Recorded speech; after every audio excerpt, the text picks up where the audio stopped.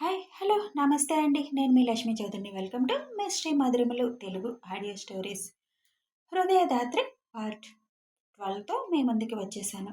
కథలోకి వెళ్ళే ముందు వీడియోకి లైక్స్ హైప్స్ చేయడం మర్చిపోకండి యార్.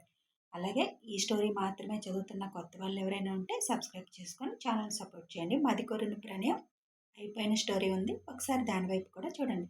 ఇక కథలోకి వెళ్దాం.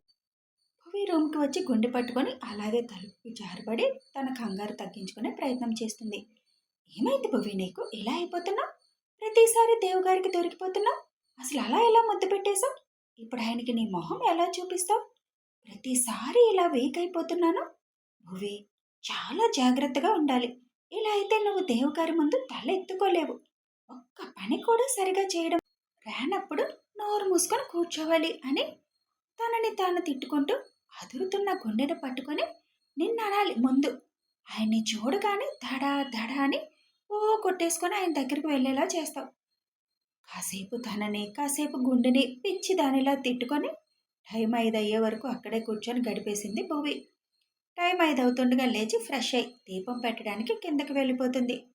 పువ్వులు కోసుకొని వచ్చి దేవుడికి అలంకరించి దీపం వెలిగించి, స్వామి, ఎందుకు వేశావో ఈ బంధం ముడివేశావు? ఎలాంటి పరిస్థితులు ఎదురైనా మా బంధం శాశ్వతంగా కలిసి ఉండేలా దీవించు స్వామి. ఆయనకి ప్రతి పనిలో నువ్వు తోడుగా ఉండు స్వామి. అమ్మకి తొందరగా స్పృహ వచ్చేలా చూడు అని దండం పెట్టుకుని హారతి ఇస్తుంది. పూజ అయి బయటకు వచ్చేసరికి జానుగారు అక్కడ ఉంటారు. అమ్మమ్మ, పూజ దగ్గరికి రాలేదేం అని అడుగుతుంది. చలికి స్నానం చేయలేదు భువి, కొంచెం సేపు ఆగి చేస్తాను. మరి కాసేపు పడుకోలేకపోయారా? ఎందుకు లేచారు? మెలకు వచ్చేసింది, అందుకే. ఇంకా పడుకున్నా నిద్ర పట్టదు. సరే ఉండండి, వేడి వేడి కాఫీ తెస్తాను అని కిచెన్లోకి వెళ్తున్న భువితో, నాకు కూడా భువి తల్లి అని అంటారు రఘు గారు. ఓకే తాతయ్య అని నవ్వుకుంటూ కిచెన్లోకి వెళ్తుంది. ముగ్గురికి కాఫీ కలుపుకొచ్చి వాళ్ళిద్దరికి ఇచ్చి తను తాగుతూ, తాతయ్య, ఇవాళ వాకింగ్కి సెలవా అంటుంది. చాలా చలిగా ఉందిరా, ఈ రోజుకి మన గార్డెన్లో కొంచెం ఎండొచ్చాక చేస్తాను. అందరినీ చలి భయపెట్టింది ఇవాళ అంటుంది భువి. ఎంత చలైనా నువ్వు లేవడం మానలేదు కదా అని అంటారు చాను గారు. నాకు అలవాటమ్మమ్మ. అమ్మ 4కి లేచి ఇంటి పనులన్నీ చేసేది, 6కి మిషన్ ఎక్కేది. అమ్మతో పాటు లేవడం అలవాటయింది. అదే ఇప్పుడు కూడా ఉంది అంటుంది భువి. భువి, అమ్మ మళ్ళీ పెళ్లి చేసుకోవాలి అని ఎప్పుడూ అనుకోలేదా? ఆహా, అసలు ఎప్పుడూ అనుకోలేదు. నాన్న జ్ఞాపకాలతో బతుకుతాను తప్ప ఇంకొకరికి అవకాశం ఇవ్వను అని అనేది. ఒంటరి ఆడదంటే చాలామందికి అలుసమ్మమ్మ. ఒక్కోసారి షాప్కి మగవాళ్ళు ఎవరైనా వచ్చినప్పుడు వాళ్ళతో గట్టిగా అరిచేది అమ్మ. అప్పుడు నాకెందుకో అర్థం కాలేదు. కానీ తర్వాత అమ్మ ఆడవాళ్ళకి మాత్రమే ప్రవేశం అని బోటు పెట్టింది. దానివల్ల కొద్దిగా ఇబ్బంది పడింది, కానీ అదే కంటిన్యూ చేసింది. తర్వాత ఇంటర్కి వచ్చాక ఒకసారి అమ్మ ఒక్కతే షాప్లో ఉంది. ఆ రోజు ఒక ఆంటీ ఫోన్ చేసి, మా హస్బెండ్ వస్తాడు, కొద్దిగా చీరలు ఇచ్చి పంపించండి అని చెప్పింది. అప్పుడే నేను వచ్చాను కాలేజ్ నుంచి. అమ్మ నన్ను ఇంటికి వెళ్ళి ఫ్రెష్ అయ్యి రమ్మంది, కానీ నేను అమ్మ ఒక్కతే ఉందని వెళ్ళలేదు.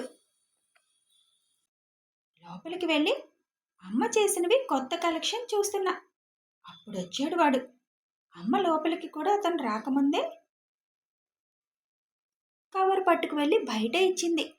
అయినా వాడు అమ్మతో చాలా అసభ్యంగా మాట్లాడాడు. అప్పుడే అన్నీ అర్థమవుతున్న నాకు అమ్మ భయం అర్థమైంది. వాడమ్మతో ఒంటరిగా, ఇలా మిషన్ మీద ఏం సంపాదిస్తావు, నేను చెప్పినట్లు చెయ్యి అని అంటున్నాడు. అమ్మ చేయి పట్టుకున్నాడు. వెంటనే నేను అక్కడున్న కత్తిరి తీసుకొని అమ్మ చేయి పట్టుకున్న వాడి చెయ్యికి బిగించాను. అరుస్తూ చెయ్యి వదిలాడు. పద, వెళ్ళి ఆంటీ ముందే అడుగుదాం.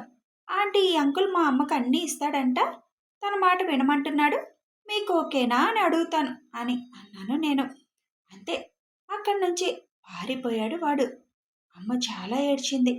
నా చిన్నప్పుడు అమ్మ ఎందుకు ఏడ్చింది ఆ రోజు అర్థమైంది అమ్మమ్మ. అప్పటి నుంచి అమ్మకి ఒకటే చెప్పాను, నువ్వు భయపడితే ఎలా అమ్మా, గట్టిగా మాట్లాడు అని. అమ్మ ఫ్రెండ్ నేను చాలాసార్లు చెప్పాను భువి, మీ అమ్మకు ఆ భయం పోదు. ఒంటరిగా ఉన్న ఆడదంటే అందరి కళ్ళు మన మీదే ఉంటాయి అని ఆంటీ అన్నారు. అలా ఉంటే వాళ్ళు గుడ్లు పీకేయాలి అనేదాన్ని నేను. కోపం వచ్చేది మగాళ్ళ మీద. అప్పటినుంచి ఆంటీ నేను కలిసి అమ్మకి తోడుగా ఒక అబ్బాయిని పెట్టాం. 15 ఏళ్ళు వాడు. అయినా అమ్మని తల్లిలా చూసుకొని అమ్మకి తోడు ఉండేవాడు. నేను చదువైపోయి ఉద్యోగం రాగానే అమ్మతో ఇంకది మానిపిద్దామని డిసైడ్ కూడా అయ్యాను. అలాగే ఉద్యోగం రాగానే ఆనందంగా అమ్మకి చెప్పడానికి వెళ్ళేసరికి అమ్మ హాస్పిటల్లో ఉంది. ఫస్ట్ నుంచి అమ్మకి కష్టాలే అమ్మమ్మ. ఎప్పుడూ సంతోషంగా ఉన్నదే లేదు. నాన్న ఉన్నప్పుడు కూడా నానమ్మ మా దగ్గర ఉండేది. అమ్మని సాధిస్తూ ఉండేది. నాన్న పోయాక మరీ నరకం చూపించారు అని కళ్ళనీళ్లు పెట్టుకుంటుంది పువ్వే. ఊరుకో పిచ్చిపిల్ల, ఇంకిప్పుడు నువ్వు మీ అమ్మని రాణిలా కూర్చోబెట్టి చూసుకో అంటారు జానుగారు. ఇక్కడికి వస్తుందనుకున్నారా? అస్సలు రాదు. ఎందుకు రాదు? కూతురు ఇంట్లో ఉండకూడదు అని చెబుతుంది. నేనెప్పుడన్నా అంటే పెళ్ళయ్యాక నీ ఇంటికి నేను చుట్టంలా రావాలి తప్ప అక్కడ ఉండకూడదు అని అనేది. ఒప్పుకోదమ్మమ్మ అని అంటుంది. మనందరం కలిసి కట్టేసి గదిలో పెడదాం. ఒప్పుకోకేం చేస్తుంది? నిజంగా ధైర్యంగా ఒంటరిగా తన కాళ్ళ మీద తను నిలబడి నిన్ను ఇంత దాన్ని చేసింది. ఆవిడికి నువ్వే కొడుకైనా కూతురైనా ఎవరి కోసం ఉండదు అని అంటారు జాను. అని నెట్టూర్పు విడిచింది. అందుకేనా దేవుని ఫస్ట్ చేసుకోను అన్నావు? అలాంటి మగాళ్ళందరినీ చూసి అడుగుతారు జాను. భువి తల వంచుకొని అవును అని తల ఊపుతుంది. నువ్వెందుకు తల వంచుతున్నావు? నువ్వు అనుకున్నది తప్పేమీ ఉంది అంటారు జాను. కానీ దేవు గారు తన దగ్గరికి వచ్చే వారితోనే అలా ఉంటారు. ఎవరిని బలవంతం చేయరు. ఆ చూపుతో కూడా చూడరు అని తెలిసింది. అవును, వాడి దగ్గరికి వాడి అందం డబ్బు చూసి ఇలా ఒళ్ళు చూపించి వలలో వేసుకోవాలని వచ్చేవారు ఎక్కువ. వీడికి అలవాటు ఎందుకు అయిందో తెలియదు భువి. 1 సంవత్సరం ముందు వరకు ఈ అలవాటు లేదు. సంవత్సరం నుండే ఇలా అయ్యాడు. ఇప్పుడన్నా అది మానేస్తే వాడంత మంచోడు ఇంకొకడు ఉండడు. అలా అని వీడెక్కడికి ఎవరి దగ్గరికి వెళ్ళడు. మన గెస్ట్ హౌస్ ఉంది, అక్కడికి ఆ దరిద్రపు సంత వచ్చి తగలాడుతుంది. ఎప్పటికి మారుతాడో అని జానుగారు అంటారు. ఇదంతా పైన నుంచొని మొదటి నుంచి వింటున్న దేవ్ ఒక కార్నర్ స్మైల్ ఇస్తూ కిందకి దిగుతాడు. మెట్ల మీద చెప్పుల సౌండ్ శబ్దం విని మాట్లాడుతున్న టాపిక్ ఆపేస్తారు ముగ్గురు. ఏంటి ముగ్గురు ఉదయాన్నే సమావేశమై ఏదో చర్చిస్తున్నారు అని వచ్చి కూర్చొని అడుగుతాడు. ఏం లేదు దేవ్, భువి అమ్మగారి గురించి మాట్లాడుతున్నాం. మరి దేవ్ అని ఏదో వినిపించింది అని అడుగుతాడు. దానితో ముగ్గురు ఒకరి ముఖం ఒకరు చూసుకుంటారు. ఇక్కడికి డిస్కషన్ జరుగుతున్నప్పుడు కెనడాలో ఏం జరుగుతుందో చూద్దాం. అరే ధీరజ్, నువ్వు రోజు ఆ ఫోటో పట్టుకొని కూర్చుంటే కాదు, అసలు ఒక్కసారైనా ఆ అమ్మాయి గురించి ఎంక్వైరీ చేశావా? ఇప్పుడు తను ఎక్కడుంది, ఎలా ఉంది అని తెలుసుకునే ప్రయత్నం అన్నా చేశావా? ఒకవేళ తను ఎవరినైనా ప్రేమించి ఉంటే అప్పుడేం చేస్తావు అని అడుగుతాడు వంశీ. నో, అలా జరగడానికి వీల్లేదు. తనెవరిని ప్రేమించకూడదు. అదే జరిగితే నేను భరించలేను అంటాడు ధీరజ్. మరి నువ్వు ఇక్కడికి వచ్చి 2 ఏళ్ళయింది. అసలు తనకి నువ్వు ఒకడివి తనని ఆరాధిస్తున్నట్టే తెలీదు. అప్పుడు తన మనసులోకి ఎవరైనా రావచ్చు, లేదా పెళ్ళైనా అయి ఉండొచ్చు. నువ్వేమో ఇక్కడ ఫోటో పట్టుకొని తానే లోకంగా బిహేవ్ చేస్తున్నావు. ఒక్కసారి ప్రాక్టికల్గా ఆలోచించు అని అంటాడు వంశీ. నువ్వు చెప్పేవన్నీ నిజాలే, కానీ ఇప్పుడు తన గురించి నేను కనుక్కోమని ఎవరికైనా చెప్పినా మా నాన్నకి తెలిసిపోతుంది. అప్పుడు తనకి ప్రమాదం. నేను ఆ రిస్క్ తీసుకోలేను. ఇంకో 2 నెలలు అక్కడికి వెళ్ళాక ముందు తన సంగతే చూస్తాను. అప్పటిదాకా తను మనసులో ఎవరూ ఉండకూడదు అని కోరుకుంటున్నాను అని అంటాడు ధీరజ్. ఒకవేళ ఉంటే ఉన్నా తను నాకే సొంతం. ధీరజ్, అవును వంశీ, తను నా సొంతం అవ్వాలి అంతే. ఎవరితో తనున్నా నేను చూస్తూ ఉండలేను. వీడేంటి ఇలా మాట్లాడుతున్నాడు? అసలేం జరుగుతుందో? ఒకవేళ ఆ అమ్మాయికి పెళ్ళి అయిపోయి ఉంటే? బాబోయ్! ఏం దారుణాలు చూడాలో. అమ్మా సిస్టర్, మా వాడు నిన్ను ప్రాణం కన్నా ఎక్కువగా ప్రేమిస్తున్నాడు. దయచేసి నువ్వు సింగిల్గా ఉండు అని అనుకుంటాడు వంశీ. Back to Dev. దేవ్ అడిగిన మాటకి జాను, భూవి, రఘు గారు ముగ్గురు ఒకరి ముఖాలు ఒకరు చూసుకుంటారు. ఏంటి, అడిగిన దానికి సమాధానం చెప్పకుండా అలా మొఖాలు చూసుకుంటారు అని అడుగుతాడు దేవ్. అదేం లేదు దేవ్, భువి వాళ్ళ అమ్మ ఇక్కడికి రావడానికి ఒప్పుకోదంట. ఏం చేయాలి అని భువి బాధపడుతుంటే దేవ్ ఏదో ఒకటి చెప్పి తీసుకొస్తాడులే అని చెబుతున్నాను అని జాను గారు అంటారు. నేను మీకు కాఫీ తీసుకొని వస్తాను దేవ్ గారు అని భువి కిచెన్లోకి వెళుతుంది. అసలు ఇంకా దేవ్ గారు ఇంట్లో ఉండగా నా నోరు తెరవకూడదు అని అనుకుంటూ కాఫీ కలిపి తీసుకొచ్చి దేవుకి ఇస్తుంది. దాత్రి, కిషోర్ వాళ్ళు వస్తున్నారు. ఇవాళ అందరం బయటికి వెళ్తున్నాం. సంజుని లేపి ఇద్దరు రెడీ అవ్వండి అని చెబుతాడు. అది ఇవాళ వెళ్ళాలా అని అంటుంది భువి. ఏ, ఇవాళ ముహూర్తం బాగాలేదా? ఆహా, అది కాదు. మరేంటి నీ ప్రాబ్లం? నాతో బయటికి రావడం ఇష్టం లేదా? అయ్యో, అది కాదు దేవుగారు అని కంగారుగా చెబుతుంది. మరి ఇంకేంటి? అది ఇవాళ అమ్మకి స్పృహ వస్తుంది అని చెప్పారు కదా, హాస్పిటల్కి వెళ్ళాలి అని. లేదు, నిన్న నేను డాక్టర్తో మాట్లాడాను. ఇంక 2 రోజులు పడుతుందన్నారు. అందుకే ఇవాళ ప్రోగ్రాం పెట్టాను. అదేంటి, మొన్న 2 రోజుల్లో వస్తుంది అన్నారు కదా? నన్ను అడిగితే నేనేమన్నా డాక్టర్నా? వాళ్ళు అదే చెప్పారు. కావాలంటే ఫోన్ చేసి ఇస్తాను, మాట్లాడతావా అంటాడు దేవ్. మీరు మాట్లాడారు కదా, వద్దులేండి. ఇప్పుడు రావడానికి ఏం అభ్యంతరం లేదు కదా అడుగుతాడు దేవు. అని తల అడ్డంగా ఊపుతుంది భువి. అయితే వెళ్ళి సంజుని లేపి రెడీ అవ్వండి. ఇప్పుడు మొదలు పెడితే మీరు ఎప్పటికీ అవుతారో. మేమేమి అంతసేపు రెడీ అవ్వం అని అంటూ పైకి వెళుతుంది భువి. స్పృహ రావడానికి ఇంకా 2 రోజులేంటి దేవ్, ప్రాబ్లం ఏం లేదు కదా అని అడుగుతారు రఘు గారు. ఏం లేదు తాతయ్య, తను చాలా వీక్ అయిపోయారు కదా, అందుకే కొంచెం టైం పడుతుంది. ఇవాళ ఈవినింగ్ లేదా రేపు మార్నింగ్కి మెలకువ వస్తుంది. తనకు కొంచెం భయం ఉంటుంది కదా, సరిగ్గా ఆన్సర్ చెప్పొచ్చు కదా అని జాను గారు అంటారు. ఇప్పుడు నేను తెలుగులోనే చెప్పాను కదా, అర్థం కాని భాషలు ఏమీ చెప్పలేదు కదా.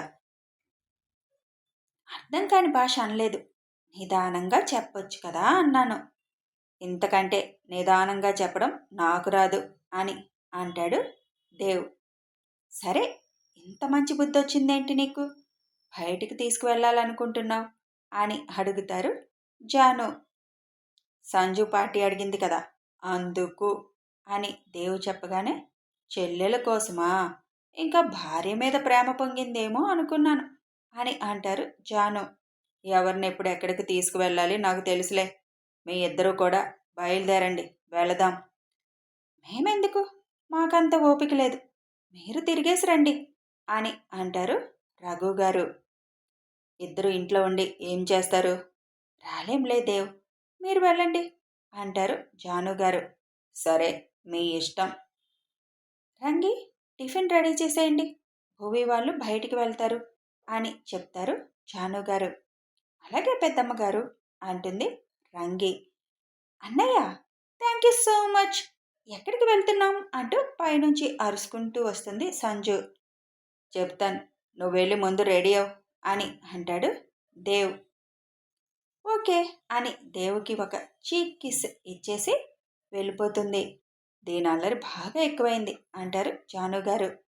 పెళ్ళయ్యే వరకే కదా, తర్వాత అల్లరంతా తగ్గిపోతుంది అని రఘు గారు అంటారు. సరే, నేను కూడా ఫ్రెష్ అయ్యి వస్తాను అని దేవ్ పైకి వెళ్తాడు. దేవ్ వెళ్ళేసరికి భువి శారీ తీసుకొని వాష్రూమ్కి వెళ్ళబోతుంది. దాత్రి, డ్రెస్ ఏదన్నా వేసుకో, శారీతో తిరగడం కష్టం అవుతుందేమో అంటాడు దేవ్. నాకు అలవాటయింది, పర్లేదు అంటుంది భువి. అక్కడ ఎక్కడం దిగడం ఉంటుంది. కంఫర్టబుల్గా ఉండదు. అలాగే ఒక డ్రెస్ పేరుగా పట్టుకో అని చెబుతాడు దేవ్. "హ్మ్" అని దేవ్ చెప్పినట్టు డ్రెస్ తీసుకొని వెళుతుంది భువి. భువి ఫ్రెష్ అయ్యి రాగానే దేవ్ కూడా వెళ్తాడు.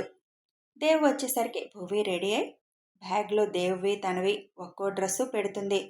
ధాత్రి, నా డ్రెస్ కూడా తీ అని అంటాడు దేవ్. అలాగే అని డ్రెస్ తీసి దేవ్ వైపు తిరిగి రెప్ప వేయడం మరిచిపోతుంది. దేవ్ టవల్తో ఉండి ఇంకో టవల్తో తల తుడుచుకుంటూ ఉన్నాడు. తెల్లటి ఛాయతో దృఢమైన సౌష్ఠవం చూపు తిప్పుకొనివ్వకుండా చేస్తుంటే భువి కళ్ళు రెండు వదిలేసింది దేవ్ వైపే. దేవ్ తల తుడుచుకొని టవల్ పక్కన పెట్టి ఏది డ్రెస్ అని అడుగుతూ భువి వైపు చూసేసరికి తననే రెప్ప వేయకుండా చూస్తున్న సతి దర్శనమిస్తుంది. అది చూసి దేవ్ నవ్వుకొని, ధాత్రి, అంత అందంగా ఉన్నానా అని అడుగుతూ భువి దగ్గరకు వస్తాడు. పాప ట్రాన్స్లో ఉండి హా అని అంటుంది. అయితే ముద్దు పెట్టాలని అనిపిస్తుందా? మరి పెట్టొచ్చు కదా హా అని ఈ లోకంలోకి వచ్చి ఇప్పుడు మీరేమైనా అన్నారా దేవుగారు అని అడుగుతుంది. ఏంటి అలా చూస్తున్నావు అన్నాను. మళ్ళీ గుడ్లప్పగించి చూస్తూ దొరికిపోయాను. ఇప్పుడు ఏం చెప్పాలి? అసలు ఇంకా దేవు గారి దారి దాపుల్లోకి రాకూడదు. ఆయన పైనుంటే నేను కింద ఉండాలి. ఆయన కింద ఉంటే నేను పైన ఉండాలి. అప్పుడే నేను ఇలాంటి పిచ్చి పనులు చేయకుండా ఉంటాను అని అనుకుంటూ ఉంటుంది. భువి బొగ్గ మీద ఒక ముద్దు పెట్టి పక్కకి వెళ్ళిపోతాడు దేవ్. భువి ఆలోచన నుంచి బయటకొచ్చి బొగ్గ మీద చెయ్యి పెట్టుకొని చూస్తే దేవ్ అద్దం దగ్గర తల దువ్వుకుంటూ ఉంటాడు. దేవ్ గారు, ఇప్పుడు మీరేమైనా చేశారా అని అనుమానంగా అడుగుతుంది. నేనేం చేశాను? అది నన్ను పట్టుకున్నారా? నేను డ్రెస్ తీసుకొని వేసుకొని ఇక్కడ తల కోమ్ చేసుకుంటున్నాను. చూస్తున్నావు కదా, అంత దూరంలో ఉన్న నిన్ను ఎలా ముట్టుకుంటాను? మళ్ళీ ఏమైనా కలగన్నావా అని అడుగుతాడు దేవ్. లేదు, అదేం లేదు అని తడబడుతూ బ్యాగ్ సర్ది నేను టిఫిన్ రెడీ చేస్తాను అని వెళ్ళబోతూ పడబోతుంది భువి. భువి నడుం చుట్టూ చేయి వేసి పట్టుకొని తన వైపుకి లాగుతాడు దేవ్. దేవ్ లాగిన లాగుడికి వచ్చి దేవుకి హతుక్కుంటుంది భువి. సడన్గా అలా జరిగేసరికి భువికి ఒక్క నిమిషం ఏమీ అర్థం కాదు. దేవ్ వైపు చూసేసరికి తననే చూస్తూ ఉంటాడు దేవ్. ఇద్దరి చూపులు ఒక్క క్షణం కలుస్తాయి. ఒక్క నిమిషం అలా చూసి వెంటనే దేవ్ భువిని సరిగా నుంచోబెట్టి ఇప్పుడు మాత్రం నువ్వు పడుతుంటే నేను పట్టుకున్నాను అని చెబుతాడు. దేవ్ అంత దగ్గరగా ఉంటే భువికి ఊపిరి ఆడడం లేదు. చూసినడు, పడితే కష్టం అంటాడు దేవ్. అది ఏదో తగిలింది అందుకే అని నేను కిందకి వెళ్తాను అని పరుగున వెళ్ళిపోతుంది భువి. దేవ్ ఒక్కసారిగా గట్టిగా నవ్వుతాడు. పాగల్, ముద్దు పెట్టాను తెలియలేదు, కాలు అడ్డం పెట్టాను తెలియలేదు, ఇలా అయితే ఎలా ధాత్రి అని నవ్వుకుంటూ కిందకి వెళ్తాడు దేవ్. కథ కొనసాగుతుంది. భువితో బాగా ఆడుకుంటున్నాడు కదా దేవ్. మరి ముందు ముందు ఎలా ఉండబోతుందో చూద్దాం. ఇక మొన్న ఒకరు కామెంట్లో అడిగారు, ఆడవాళ్ళని తక్కువ చేసి చూపిస్తున్నారేంటి అని. నేను అసలు ఏ స్టోరీలో కూడా ఆడవాళ్ళని తక్కువ చేయను, చాలా స్ట్రాంగ్ ఉమెన్గానే చూపిస్తాను. ముందు ముందు మీకే తెలుస్తుంది. Thanks for watching.